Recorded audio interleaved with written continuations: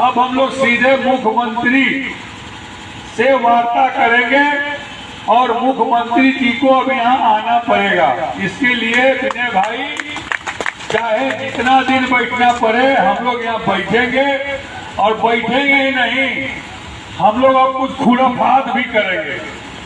बैठले बैठले काम ना फरी आई। बुजुर्ग हमन के कहले हुआ कि अगर घरे के घी सीधा उंगली से ना निकले तो उंगली के टेढ़ कर देवे के चाहिए, तो हम लोग टेढ़ करके काम करेंगे। अब सीधा काम अब यहाँ फरियाए वाला ना। ये लोग सोचा था कि किसान हम लोग यहाँ धरना दिलो, बैठी लो, बरसात हुई, धूप हुई, गर्मी हुई। अरे जब 45 डिग्री गर्मी में हम लोग यहाँ बैठे रह गए तो अब तो टेम्परेचर 45 नहीं है जाएगा, अब तो 40 के नीचे नहीं आएगा। तो हम लोग फिर बैठेंगे और हम लोग आपस में बैठकर जो भी काम करेंगे आपस में बैठकर निर्णय लेंगे।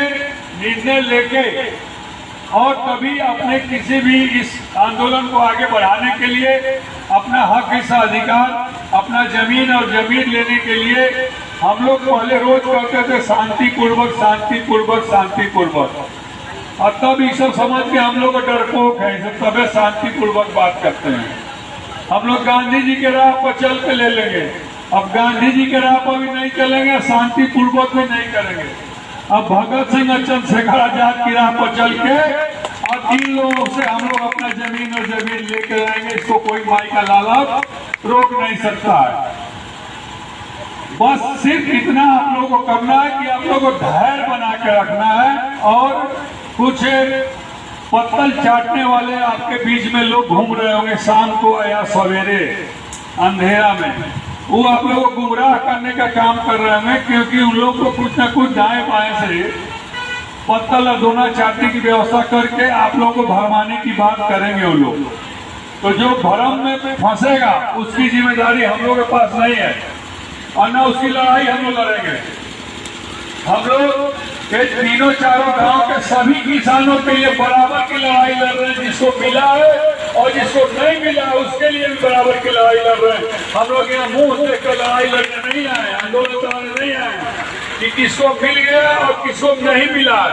यहाँ जिसको मिला है उसकी भी लड़ाई बराबर की, जिसको नहीं मिला उसकी भी लड़ाई बराबर की। तो जिसको मिल गया है अगर वो सुन रहा हमारी बात तो यह संदेश पहुंचा देना कि आओ बेटा यहाँ बैठो, मिल गया तो क्या हुआ। फिर कभी कोई बात होगी तो फिर विनय शंकर और मुन्ना ही आपके बीच में दिखाई देंगे, शशि प्रताप सिंह यहाँ दिखाई देंगे। तो ये आपस की लड़ाई है, ये चार गांव के जमीन और जमीन की लड़ाई है। तो जमीन तो किसी का जा रहा है, लेकिन जमीन पूरे गांव का जा रहा है। जिसको मिल गया है उसका भी जमीन जा रहा है। अगर कल होकर चर्चा होगी बैरवन गांव की तो पूरे गांव की चर्चा होती है, न कि चुनिंदा एक एक आदमी की चर्चा होगी।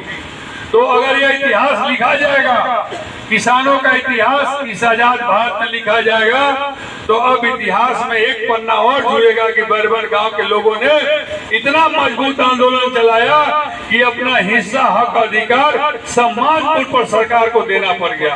ये इतिहास हम लोग लिखना चाहते हैं और इस इतिहास में बैरवन गांव हमेशा अजर अमर रहेगा।